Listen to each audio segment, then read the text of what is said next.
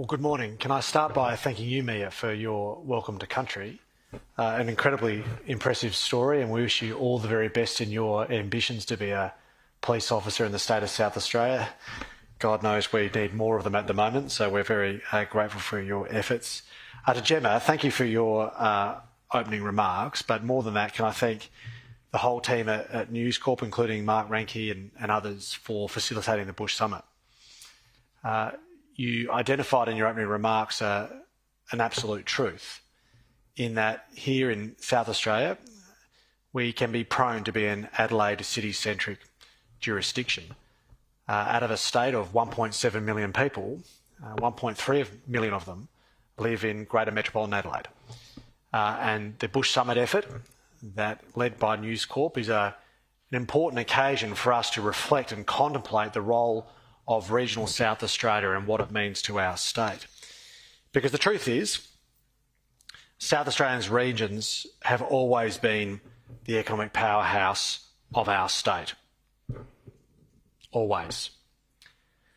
From the copper seams that drove our early prosperity, to the agriculture that has kept our colony alive through droughts and recessions alike, to the bounty of our resource-rich centre and the world-class fisheries along our coast.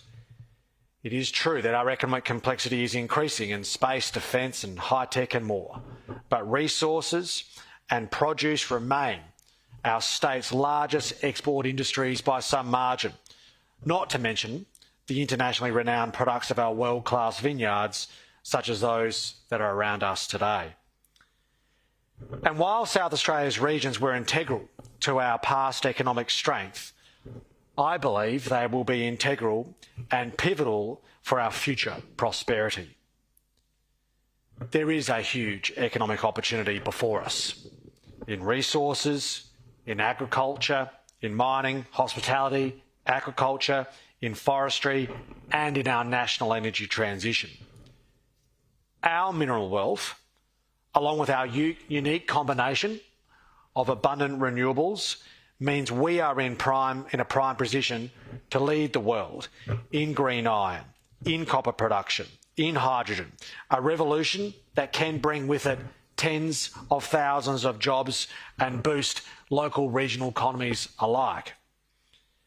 And it's not only the state government that believes in the potential of our regions, that optimism is also shared by the big Australian. Copper is clearly where BHP sees the market heading. And the good news for them and us was much realised in yesterday's critical announcements from BHP as they announced their financial results. They announced, as part of a comprehensive suite of commitments, that the Oak Dam project, not to be confused with the Olympic Dam project, the Oak Dam project in the far north is estimated to now contain 1.3 billion tonnes of copper and gold, which is more than 1.5 times what was originally forecast at that Oak Dam site. That future trend was also evident in the profit results accompanying the slideshow. That slideshow contained more than 5 times as many references to copper as to iron ore. They talked about copper yesterday in Mike Henry's speech 74 times. They talked about iron ore a paltry 14. And that is a big deal, because for our state, we happen to have for once the resource that the rest of the world desires and needs, because we are truly home to 70% of our nation's economic copper resource. But another indicator that we are reaching a pivot point for regional South Australia is that people are now voting with their feet. The Regional Australia Institute has been reporting an intriguing national trend recently in population movement. The most recent Regional Movers Index calculates that in the quarter to June this year, 11.2% of national internal migration flows represented people moving from the cities to the regions, compared with only 8.8% moving in the opposite direction. In other words, 25% more people are swapping the cities for the regions than vice versa. This is an unprecedented trend in modern Australia. In our state, we are seeing an increasing number of Adelaideans choosing to move to regional South Australia, whether it be in the west, the southeast, or in the mid-north or the Upper Spencer Gulf. That is a noteworthy development because Adelaide, traditionally, particularly post-World War II, has absorbed population growth with ease. Unlike the eastern states, where overflow from the crowded capitals have transformed existing regional centres into cities in their own right. In South Australia, we don't have the equivalent of a Newcastle or a Wollongong, a Geelong or a Ballarat. We don't have a Cairns, a Townsville or a Toowoomba. We don't even have a Launceston. But that's changing. That's not being derogatory about Launceston. Launceston. But that's changing and changing fast as our population now grows too. And as that occurs, our regions are set for change. And we need to start preparing for that now. Our regional towns are increasingly supporting well-paid, highly skilled jobs combined with a standard living that our capitals struggle to compete with. The more we can make that appealing balance of career and lifestyle possible for towns all around the state, the better. Because right now, there is a far more regional demand for labour than there is supply. And I believe that this unmet economic potential is more than just a policy failure. It is actually a social tragedy for people living in regional South Australia. If we want our regions to fulfil the state's economic aspirations, then human capital living in our regions is now mission critical. My government's country cabinets provide a very regular opportunity to meet and speak with people all across our state and actually hear from them what is happening on the ground. And the message, I've got to say, has been starkly consistent, coming through over and over. And that is that the biggest pressure points for those contemplating a future in regional South Australia is access to education, access to healthcare, and above all, housing accessibility. And this is where governments have a critical role to play. History tells us, as Gemma referred to in Paul's story, history tells us that people will move to where the services are and they will move away from where the services are not. It is just that simple. We know that many regional centres are struggling to find enough accommodation for the critical services that are required for people to live in those very places. Accommodation for the doctors, the nurses, the teachers and the police officers that are so vital to any community. That's why the state government has been relentless and aggressive in pursuing what are often unsexy and non-headline-grabbing policies, like our key regional worker housing program. It's a pilot program undertaken by the Office of Regional Housing, which we recently established, to build new rental properties specifically for the workers in those communities that are needed so much. The first of those 24 dwellings are under construction, with more to be followed throughout the course of next calendar year. In Port Augusta, opening up in September. In Mount Gambier, opening up in October, 2 months ahead of schedule. Politicians always highlight when that's true. And the pipeline throughout the course of next year contains properties in Kadina, in Renmark, in Mount Gambier, in Moonta Bay, in Ceduna. And that is just a pilot program designed for much more growth than that. Thus far, the results have been promising. We also recognise that families contemplating a move to the regions need to feel confident, as Mia outlined, that their kids still have access to the sort of high-quality education and skills training that will prepare them for jobs of the future. To that end, we are working to ensure that regional schools have the teachers needed to serve a growing population and that the acquisition of gold standard vocational training is available for people without having to move to Adelaide or another location. Recently, we made the country teacher allowance loading ongoing and permanent. The madness of a temporary allowance that incentivises people to move to regional South Australia, then to conclude only for them to move back, has now ended.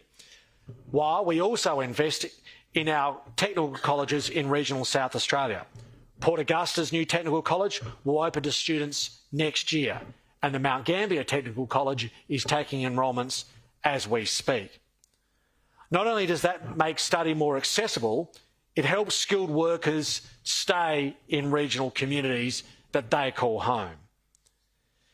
We're also making the biggest ever investment in health than we've ever seen before in the state's history, and regional South Australia is no exception. That means funding local health networks with more clinicians, more doctors, more nurses, more allied health workers. It means supporting the Riverland Academy of Clinical Excellence to bring more doctors to train, work and actually live in the local area. We've got more AMBO stations in Strathalbyn, Burwood, Port Augusta, Mount Barker, Whyalla and Two Wells. We've got the biggest upgrades in our regional hospitals in a comprehensive program that we've seen in probably 30 years. Whyalla, the Mount, Naracoorte, Gawler, Mount Barker, massively overdue upgrade at Port Augusta that hasn't seen any love for 20 years.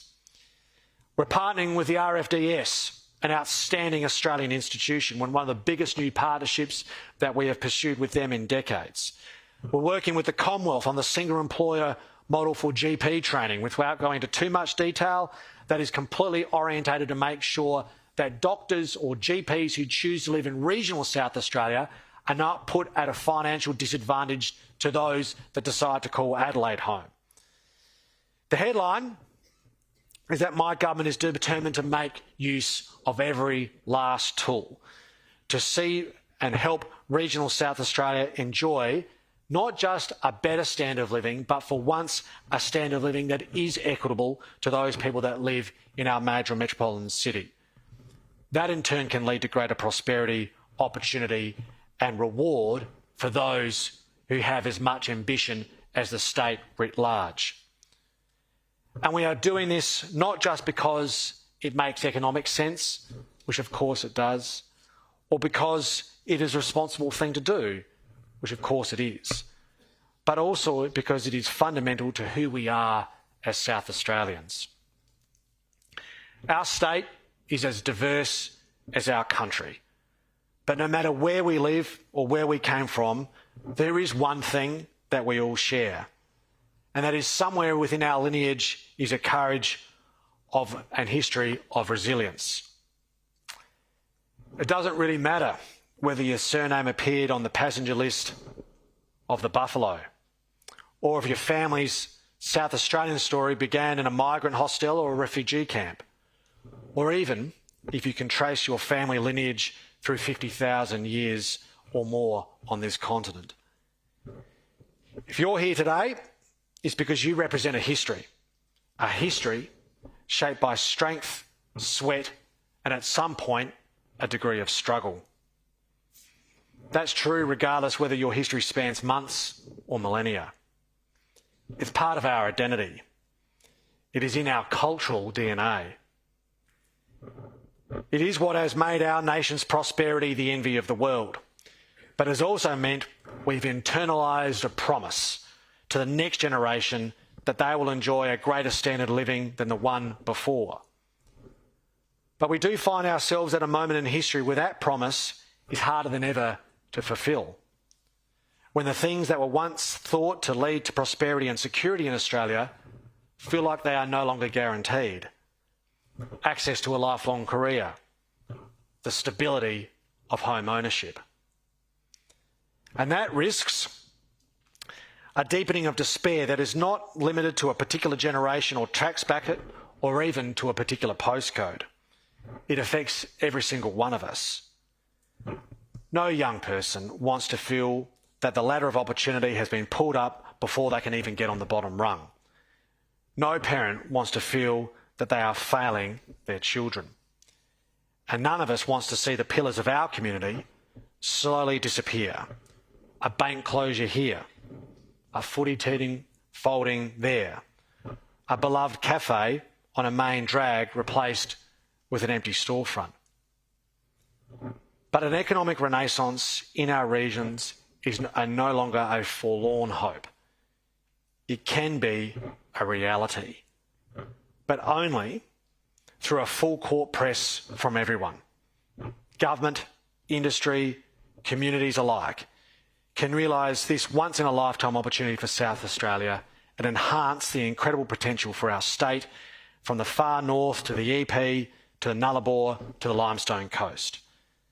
South Australia's regions have always been the powerhouse of our state, and their future is as boundless today as they were 200 years ago. Thank you very much.